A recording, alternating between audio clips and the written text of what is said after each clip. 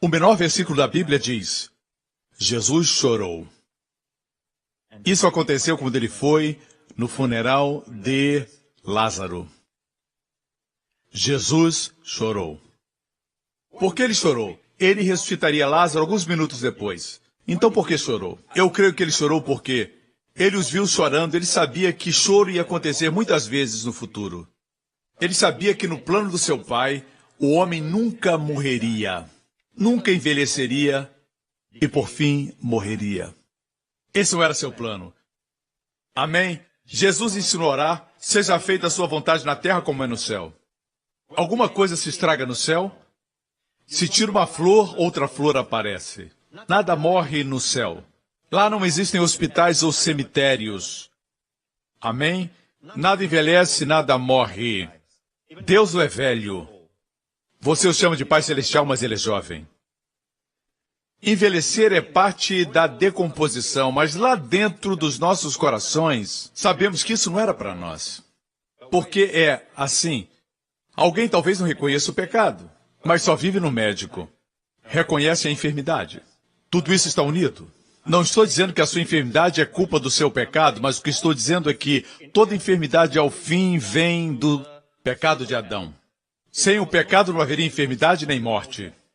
Quando Jesus veio à terra, nos mostrou a vontade do Pai. Ele diz: quem vê a mim, vê ao Pai. E ele fez o bem e curou a todos os oprimidos do diabo. Abriu os olhos dos cegos, os ouvidos dos surdos, purificou os leprosos, levantou os mortos. Jesus curou os doentes.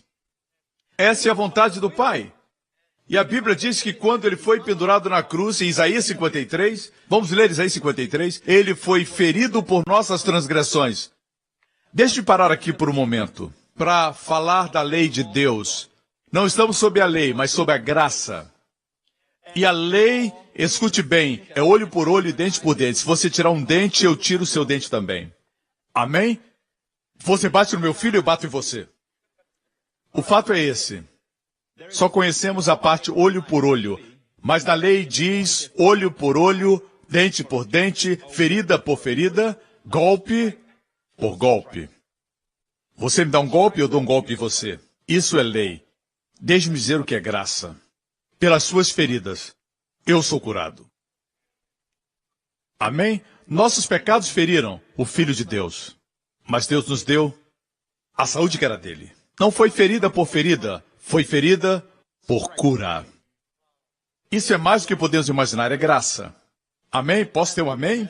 O homem colocou o Filho de Deus na cruz, dizendo: é isso que nós pensamos do Senhor Deus. Toma, aqui está seu filho. Eu sei que ele curou o enfermo, ressuscitou o morto, amou as crianças, multiplicou 5 pães e 2 peixes para alimentar 10.000 pessoas. Mas isso pensamos do seu filho. Coloque-o na cruz. E a cruz para eles era o lugar da maldição. Fica suspenso entre o céu e a terra, não faz parte do céu e nem da terra. Isso pensamos do seu filho, e o colocaram na cruz. E Deus disse: é isso que eu penso de vocês. Vou usar a cruz para amá-los. Vou usar a cruz como lugar onde seus pecados são perdoados. Quando Jesus consumou tudo na cruz.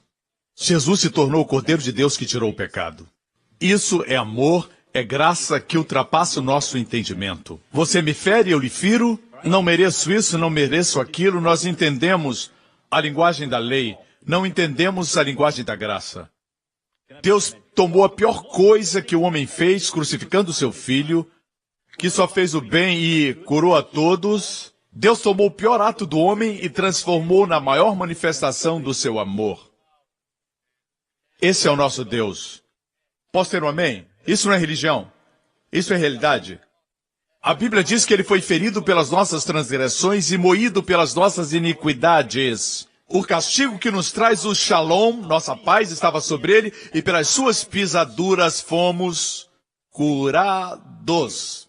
Pelas suas pisaduras fomos curados, pelas pisaduras de Cristo. Amém? Bilhões de pessoas na história da igreja foram curadas lendo esse versículo. Pelas suas pisaduras fomos curados. O que vou mostrar agora é que ele foi ferido por nossas transgressões e moído pelas nossas iniquidades, e mesmo assim, pelas suas pisaduras fomos curados. Cura física. Não podemos espiritualizar isso. Escute. Deus colocou sobre o corpo de Jesus na cruz, não somente nossos pecados, mas nossas enfermidades. Pergunta, Deus odeia o pecado? Deus odeia o pecado, irmãos? Não tem problema falar na igreja. Também pode usar o seu cérebro. Deus odeia o pecado? Deus ama o pecador? Imagine que alguém que você ama tem câncer. O câncer está na pessoa, você ama a pessoa, mas odeia o câncer. Câncer é o pecado. O ódio que tem pelo câncer é do tamanho do amor que tem pela pessoa.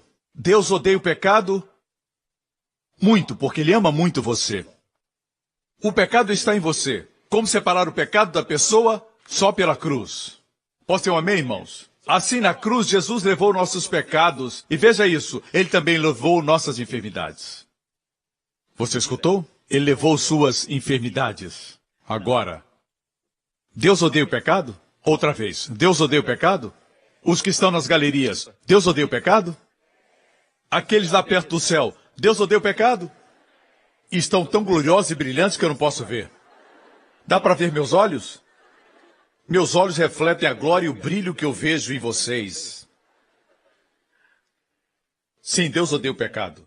Você precisa entender que Deus odeia a enfermidade. Por isso colocou sobre Jesus, na cruz. Assim como Jesus levou os pecados que Deus odeia, Ele levou a enfermidade que Deus também odeia. Você precisa entender que Deus odeia a doença. Quando Jesus via um enfermo, Ele queria curá-lo. Quando estava aqui na terra, você deve saber que Deus odeia a doença.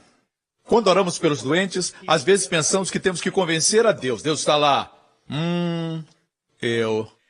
Olhe um pouquinho mais. Talvez eu cure hoje.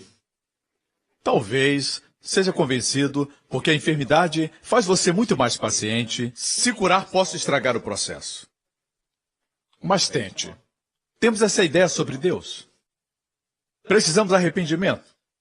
Mudança de nossa mente a respeito de Deus. Isso é arrependimento. Deus odeia a doença.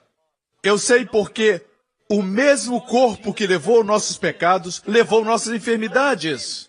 Se Deus deu para Jesus carregar, é porque Ele odeia a enfermidade e a doença. Amém?